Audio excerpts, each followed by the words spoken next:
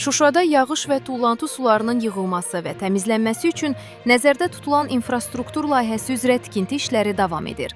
Xəbərlər.net xəbər verir ki, bu fikirləri Azərbaycan Dövlət Su Ehtiyatları Agentliyi tərəfindən Xankəndi şəhəri və Ağdərə rayonuna təşkil edilən mediatur çərçivəsində jurnalistlərə açıqlamasında Regional Su Meliorasiya Xidmətinin İdarə Heyətinin sədr müavini İlham Quliyev deyib. İlham Quliyev qeyd edib ki, layihə çərçivəsində Şuşa şəhərinin yağış və çirkab sularının mərkəzləşdirilmiş qaydada toplanması və təmizlənməsi təmin olunacaq.